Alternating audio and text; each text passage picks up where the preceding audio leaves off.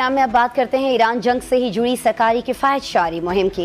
नाज़रीन, अखराजात में कटौती और करप्शन में खात्मे के लिए IMF हम जानते हैं कि एक अरसे से पाकिस्तान को नरमी गर्मी के साथ तजावीज़ दे रहा है।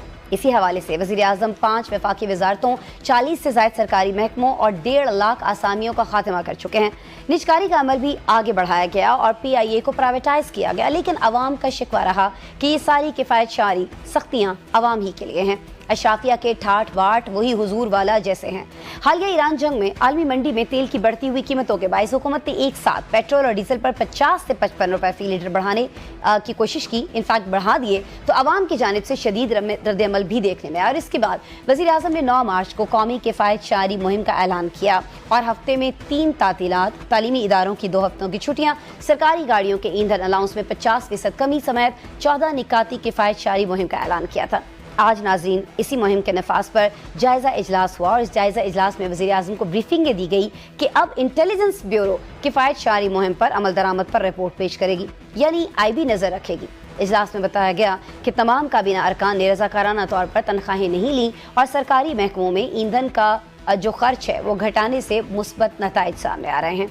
मुल्क में पेट्रोलियम मसनूआत का मुनासिब ज़ख़ीरा मौजूद है, साथ ही सूरत हाल की निगरानी भी की जा रही है, यानी वज़ीर आज़म साहब को सब अच्छा है कि तसल्ली बख्श रिपोर्ट दे दी गई है। लेकिन सवाल यह है कि वज़ीर आज़म को अपने अहकामात पर अमल दरामद के लिए इंटेलिजेंस ब्यूरो की ज़रूरत क्यों पेश आई? वो आखिरी मुगल बादशाह बहादुर शाह ज़फ़र तो नहीं है कि जिनका हुक्म लाल किले की दहलीज से बाहर निकलते ही असर खो देता है। वो एक बाइख्तियार और ताकतवर वज़ीर आज़म है, फिर उन्हें अपने अहकामात मील पर शक व शुबा क्यों है? इस क्यों और कौमी किफ़ायत मुहिम पर बात करने के लिए हमारे साथ मौजूद हैं साबिक वफाकी वज़ीर और सीनियर सियासतदान दानियाल अजीज़ साहब। दानियाल अजीज़ साहब, बहुत शुक्रिया, आपने वक्त निकाला अपनी मसरूफियात में से। सर, ये कहिएगा कि ये जो किफ़ायत जारी की मुहिम की निगरानी इंटेलिजेंस ब्यूरो को दी गई है, सर इसके पीछे क्या मकासद हैं? क्योंकि और फिर इस फैसले को पब्लिक भी कर दिया गया, सर इसकी भी समझ नहीं आ रही अभी तक। ये तो मुझे नहीं मालूम है जी कि IB को क्यों दिया है, उनका वैसे बनता नहीं है। अगर ये जिस डिवीजन के साथ मुंसलिक है, अगर एनर्जी का है तो वो जाहिर बात है आपका एनर्जी मिनिस्ट्रीज होंगी, और अगर आपका ये तनख्वाहों का है तो वो तो एस्टेब्लिशमेंट डिवीजन होगी जो इन्होंने तनख्वाहों में से कटौती की है, तो या मिनिस्ट्री ऑफ फाइनेंस होगी। मुझे तो नहीं समझ आ रही कि उन्होंने IB को क्यों दिया, उसमें से क्या निकलना है। तो सर अगर IB को दिए तो आपको लगता है कि जो चेयरमैन सेनेट ने लैंड क्रूजर खरीदी है, जो करोड़ों रुपए आवाम के उन्होंने लगाए हैं, इस पर कुछ रिपोर्ट हो सकेगा? या फिर हुकूमत पंजाब ने जो 9 अरब रुपए का जदीद तैयारा खरीद लिया है, जो हमारे टैक्सों से, आवाम के टैक्सों से खरीदा गया है, उस पर आपको लगता है कि IB रिपोर्ट कर पाएगी? सर नहीं जी, वो तो आपको पता है हमारी जो अशरफी है उनके लिए ये कवानीन या ये कटौतियां नहीं बनती। ये टैक्स भी गरीब आवाम के लिए है और ये कटौतियां भी गरीब आवाम के लिए। आप देखें महंगाई का इस कदर तूफान बर्पा होना है, पहले से ही शुरू था कि अप्रैल में जो 3% थी, पिछले साल अप्रैल में जो 0.3% थी, यानी 1% से कम महंगाई थी, और अब आप देखें कि पिछले महीने 7% थी।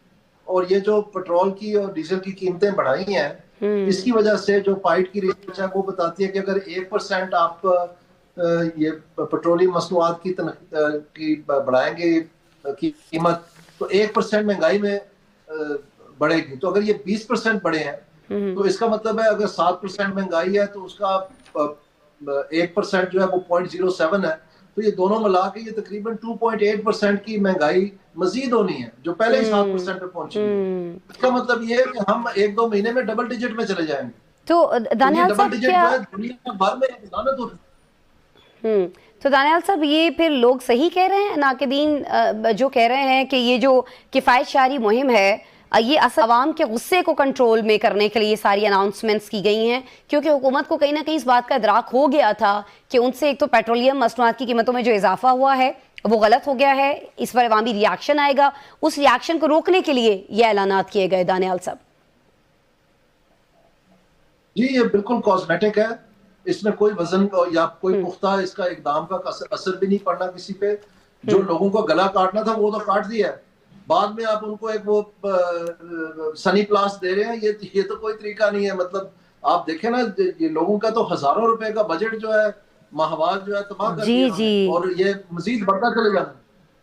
اچھا تو سر یہ ویسے آپ کی اپنی حلقے میں بھی لوگوں سے بات ہوئی ہوگی, اپنے علاقے میں لوگوں سے بات ہوئی ہوگی, کیا رائے رکھ رہے ہیں وہ یہ جو گاڑی خریدی گئی ہے چیئرمین سینٹ کی طرف سے, کیونکہ وہ یہ کہہ رہے ہیں کہ یہ تو میں نے 2025 میں آرڈر کی تھی, یہ تو میں نے لاسٹ ایئر آرڈر کی تھی. تو سر لاسٹ ایئر 2025 میں کون سی پاکستان کے اندر دودھ کی نہریں بہ رہی تھیں کہ وہ اتنی مہنگی جو لینڈ کروزر ہے وہ آرڈر کر رہے تھے؟ جی لینڈ کروزر کا تو مجھے نہیں پتا, یہ آپ سے سن رہا ہوں میں, ابھی تک تو یہ بات عام نہیں ہوئی ہے, لیکن جہاز کی بات بہت عام سر عام نہیں ہوئی, یہ تو زبان زد عام ہے سر, بچے کو پتہ ہے جہاز کے بعد لینڈ کروزر. سر بالکل, تو یہ آپ دیکھ لیں ان کی جو عائش و آرام کی جو زندگی ہے, ان کو اس کے اوپر زیادہ فکر ہے بجائے کہ عوام کی فکر کریں, اور یہ 60 صفحے کے اشتہار دے کے لوگوں کو خام خواہ بیوقوف بنا رہے ہیں. جب اپنے دفتروں میں جا کے بیٹھتے ہیں تو ایسے فیصلے کرتے ہیں کہ ایک ہی جھٹکے میں 11-12 ارب روپیہ 13 ارب روپیہ جو ہے یہ اڑا دیتے ہیں. سر آپ ظاہر ہے کہ خود بھی اس نظام کا حصہ رہے ہیں, کیا سر ابھی جو موجودہ حالات چل رہے ہیں آپ کو لگتا ہے کیا یہ ممکن ہوگا کہ ہم ایسٹ انڈیا کمپنی کی طرح کام نہیں کر رہے ہوں بلکہ برطانوی حکومت کی طرح کام کر رہے ہوں؟ آپ کو لگتا ہے کچھ ایسا ہو پائے گا؟ جی بالکل نہیں, اس میں جو صورتحال ہے یہ پاکستان میں یہ سیاسی جماعتیں جو ہیں تینوں, انہوں نے یہ پچھلے تینوں جماعتوں کے دور میں یعنی 2008 سے لے کے آج تک, اس میں Peoples Party, P M L N اور پی ٹی آئی کا دور رہا ہے.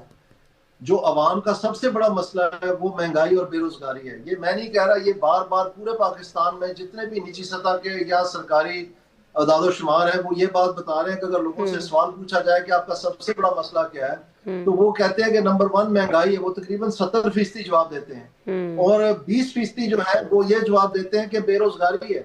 تو باقی جو 10% ہے اس میں باقی سب کچھ ہے, چاہے وہ پانی ہو, چاہے وہ سڑکیں ہو, چاہے وہ اسپتال ہو, چاہے وہ کشمیر ہو, چاہے وہ نیوکلیئر ایشو ہو, کوئی 1% ہے, کوئی 2 ہے, کوئی 3 ہے, کوئی مطلب اس طرح سے.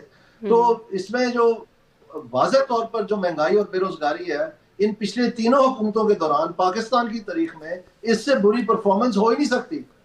یعنی پی ٹی آئی کے دور میں اور نون لیگ کے دور میں اور پیپلز پارٹی کے دور میں مہنگائی اور بے روزگاری ہائیسٹ سطح پر گئی ہے پاکستان کی تاریخ میں. 80 لاکھ نوجوان, آپ بالکل بجا فرما رہے ہیں دانیال عزیز صاحب, 80 لاکھ نوجوان ایسے ہیں سب ملک میں اور جو بے روزگار ہیں, جن کے پاس کرنے کو کام نہیں ہے. تو سر پھر یہ جو ٹک ٹاک کے اوپر ہمیں اتنی چیزیں حکومت کرتی ہوئی دکھائی دیتی ہے, اور خاص طور پر ابھی پچھلے دنوں خبر شاید آپ کی نظر سے گزری ہو کہ یہ جو سوشل میڈیا ہے اس کے اوپر مزید انویسٹ کیا جائے گا حکومت کی طرف سے, تو کیا آپ اس بات سے اگری کرتے ہیں, اتفاق کرتے ہیں کہ جو لوگ کہتے ہیں کہ جی یہ سارا کچھ جو دکھایا جا رہا ہے حکومتی کارکردگی وہ صرف اور صرف سوشل میڈیا کے اوپر ہے, گراؤنڈ پر کچھ نہیں ہے؟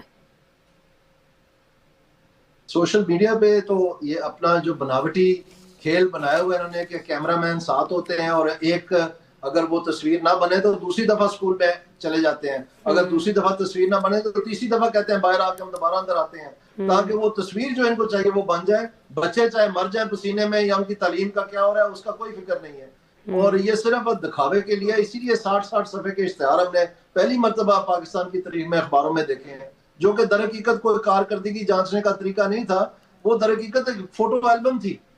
تو اس لیے وہ نام پڑ گیا تصویر اعلیٰ. یہ تو پنجاب کی حالت ہے.